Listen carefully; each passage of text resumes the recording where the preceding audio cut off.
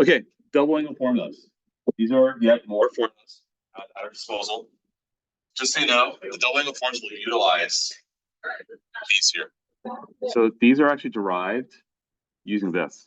So use sine of a plus minus b equals all that junk to prove that this is true. So we're gonna actually verify, not verify, but we're gonna prove why is this true. Like where does this come from, right? It's not something that just fell in the sky. There's actually a reason to it. Now this may seem like it fell in the sky because I didn't do a proof. The proof is actually kind of nasty, so I'm not going to do that, guys. But there's a rhyme and reason why this makes sense too, but I'm not going to go down that path. But if you know this is true, then guess what? Let A equal theta and B equal theta. So it means that A equals B. It means that A equals B, okay? So this is what I'm going to do. Sine of theta plus theta equals sine theta cos theta plus cos theta sine theta. See what I just did, guys? All I did? Why did I do that? Because what's theta plus theta, guys? We do. And now if you think about it, are these identical? Sine theta cos theta, sine theta, are those identical? Yeah, they are. Like for example, you don't have to write this down, but if I had xy plus yx, aren't those the same thing, right? Isn't that just 2xy? Who cares what order you multiply? 3 times 4, 4 times 3, both 12, right? Won't matter.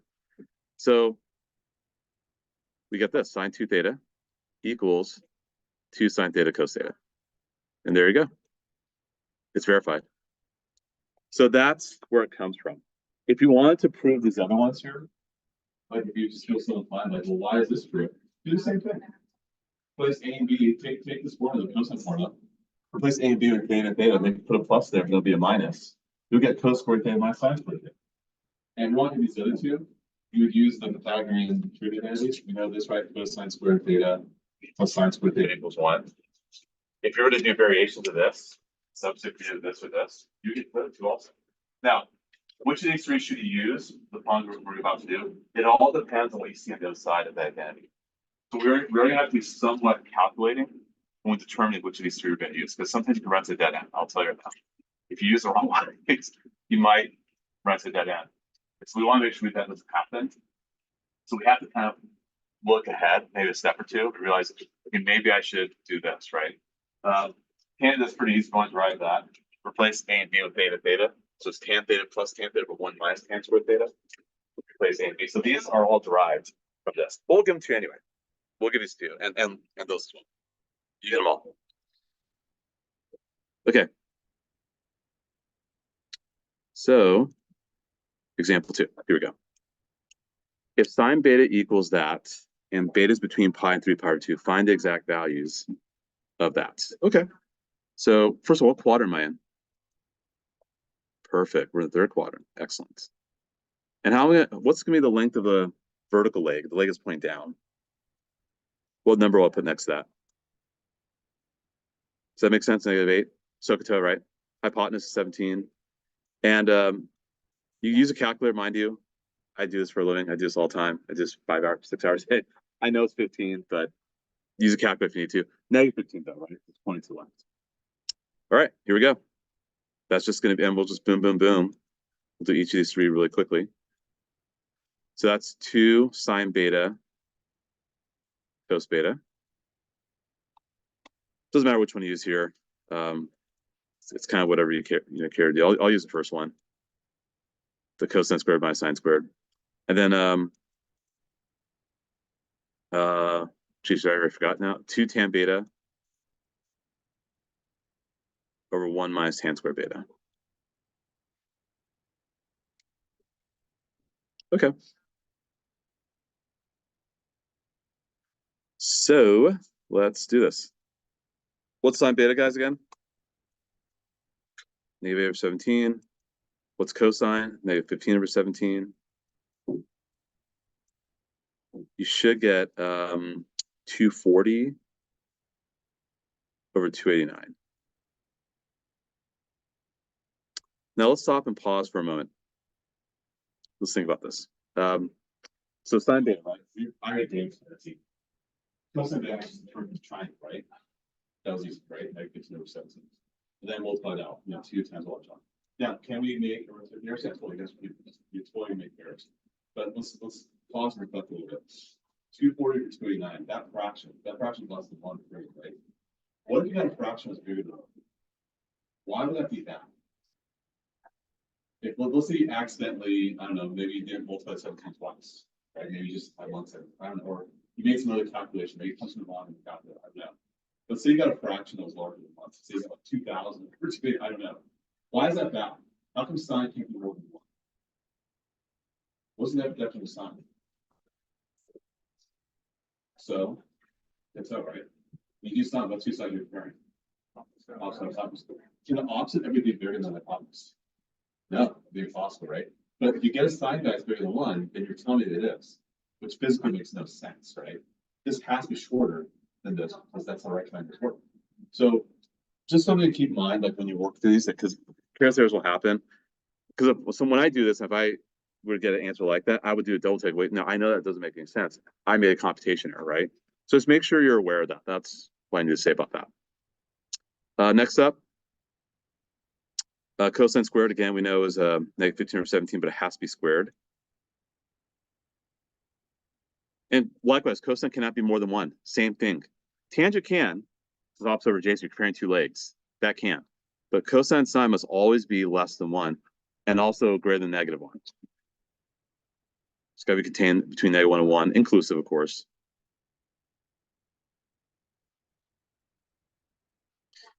Uh, 225 over 289. 65 over 289.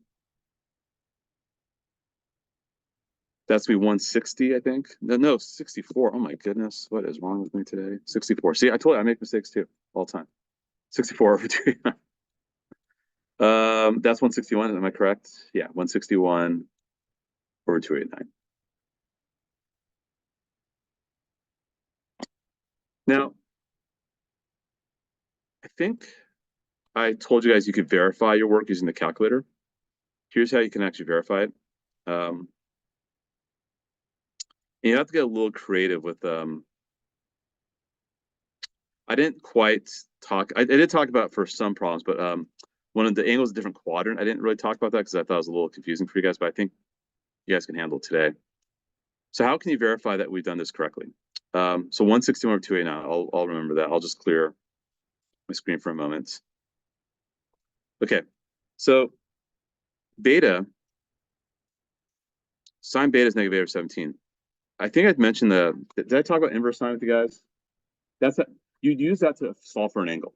So if you want to isolate beta, and I think we're going to talk about this later, you'll see it maybe in W. But if you solve for an angle, you have to get an inverse trig function. So you have to, in order to move this to that, you have to get inverse sine. You type in negative 8 over 17. And I'll switch to degree mode. Yeah, no problem. Yeah, go for it. So you wind up getting this, negative 28 degrees. What that means is that if you were to draw the angle, which you guys do know, it would be this way. Negative 28.07 degrees. However, I want to be in Q3, right? You guys talk about reference angles, right? Yeah, last semester. The reference angle is 28.07 degrees, but we want to be in the third quadrant. So it's going to be like that. But you have to travel at least 180 to get there. You add that up, that's 208.07. That's actually the measure of angle beta. Now, if I double it up, and take the cosine of it, so let me multiply by -1, make it positive.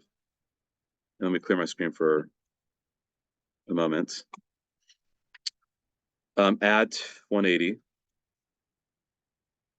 Take the cosine of it. No, double it up too. Double it up. Take the cosine of that. I know it's a little bit crazy what I'm doing, but 161 over 289. You get the same exact thing. So you can verify your work this way to make sure you're doing it correctly, if you so desire. But you would have to do a little bit of work to figure out to measure the angle, and you have to do an inverse trig function, which we'll talk about later in this unit. So you'll be okay. But yeah, that's what you would do. So, and let me just go back to my old writings.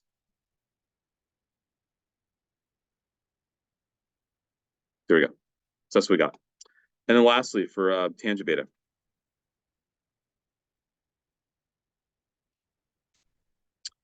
2 times tangent is going to be 8/15, right? You're doing opposite over adjacent.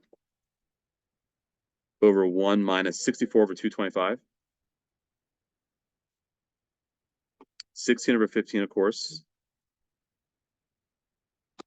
Actually, let me do this first. And what's that going to be? 161. But you're not out of the woods yet. You got to flip over that second fraction, which I'll need some space. Let me remove the other stuff here. Come on, nice. Yeah, so then that's going to be 16 over 15 times 225 over 161. Boom, boom, 15. 180 over 161.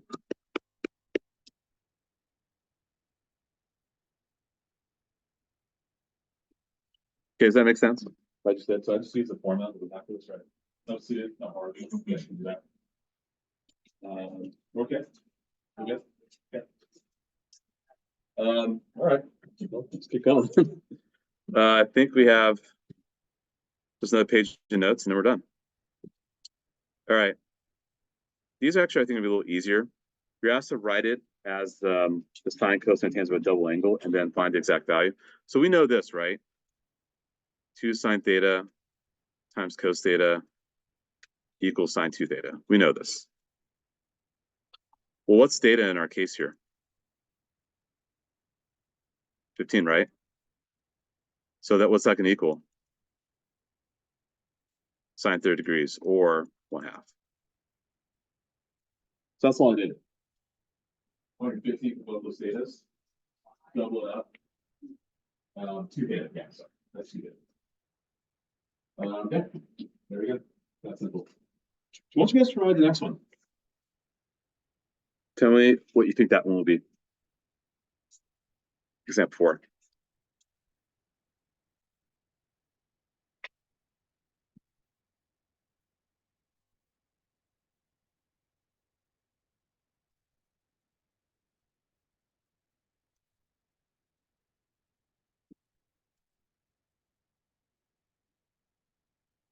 So remember, cosine squared theta minus sine squared theta. It's in the top of the notes, right? Is cosine 2 theta. What's theta here, guys? Just double it up and use a unit circle, which I think is negative root 3 over 2. Oh, that's hard to read.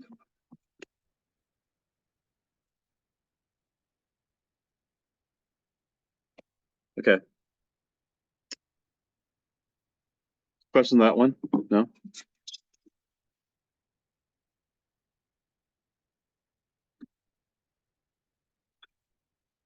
Okay. Then lastly, example 5. So remember we have this 2 tan theta over 1 minus tan squared theta is tan 2 theta. Theta is pi over 12 clearly. Double it up, you should get pi over 6.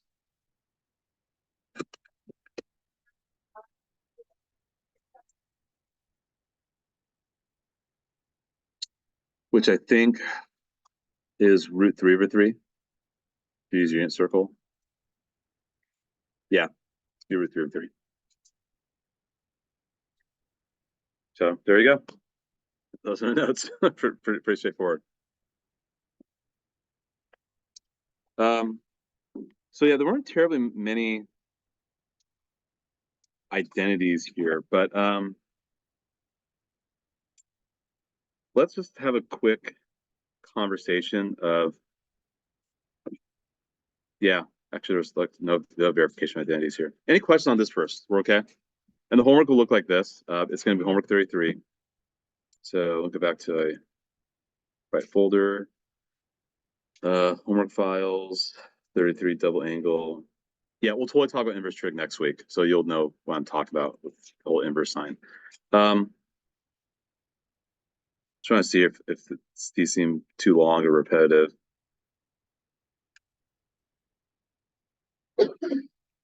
Yeah, I think I'll probably well, the double angle ones are good ones. I think we'll skip 10 through 12 in the homework because that's kind of repetitive. So 12 questions, but we'll skip 10 through 12. 13 through 15 will be good, and the other ones are good. So I'm gonna when I assign the homework's gonna be this 5.4. Number 1 through 9, and 13 to 15. So you guys are gonna skip 10 through 12. So we'll do that for the quiz. But for the quiz, just so you guys feel prepared, let's kind of come back this homework assignment. So let's take a look at 10. 10's a good one, right? What side looks more complex? You left or right? Right side. And on the right side, you have tan, cosine, cosine. What side don't touch it? The tan change. They have a formula sheet. On the formula sheet, you could say tangent. So Jeff wants you to share out. So you can't say that.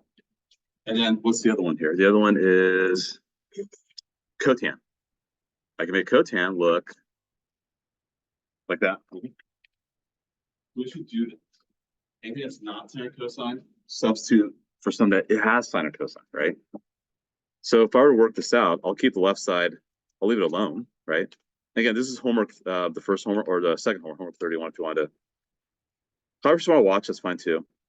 So it's sine theta over cos theta. Cos theta over sine theta. Minus cos theta. What do you think is the most logical step after that? Yeah, totally. And when you distribute, that becomes 1, and that comes sine theta. Done. Right?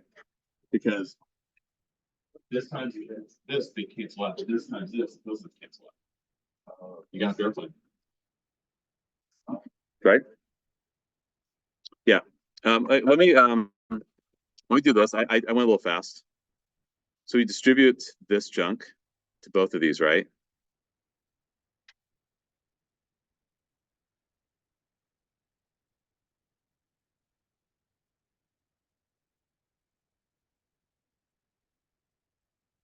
Boom, boom, boom, boom, boom, boom. And there you go. I'm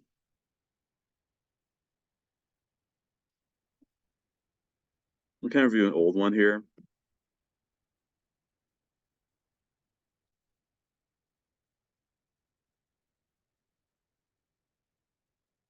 Let's see. Let's take a look at. Hold on, guys. I'm trying to find a good one here for you guys. Yep, let me pull up my old files.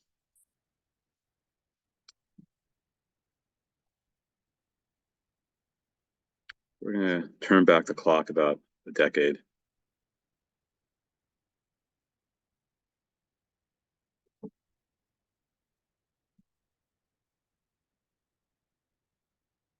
Yeah, that's what I'm talking about. Proofs. And I'll share all this stuff with you guys when we start reviewing for the test next week.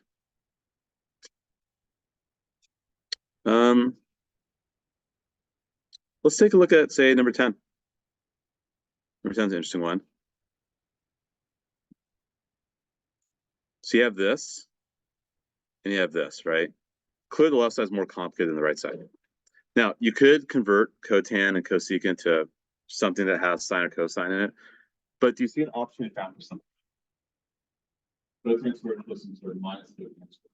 What's the result of having an pull it out? Yeah, pull it out. If you pull it out, you should get this. Cotangent squared x, then bracket. So now this part just becomes cosecant squared x. And what does the second part become? Minus what? After you pull it out, what's left behind?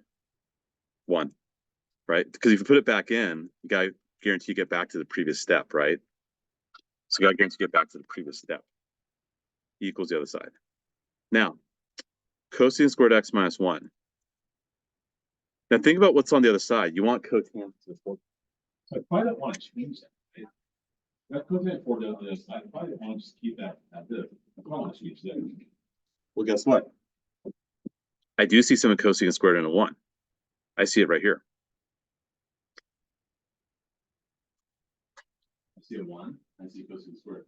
So the 1 should jump to the other side. When it does, what's on this side? Cosine squared of x minus 1 equals cotangent squared. There we go. Now we're almost home free. So that's going to be times cotangent squared x. And now that becomes cotangent 4x. Now it's verified. So look for factoring. I think that's important. Look for factoring. That will be a bit huge. Consider converting using your formula sheet to other stuff. That's pretty much it. So I think that's what I wanted to get at for today. I guess I'll give you guys a quiz formula sheet when you're done, bring it up. And at the end, you can start homework number 3. 5.4 homework. Which hopefully you guys can knock out today. And then no more for you over the weekend. No, takes as long as you need. I hope they don't take too long, but yeah, we don't get out till 9:40. So yeah, we have plenty of time. So all right, stop recording.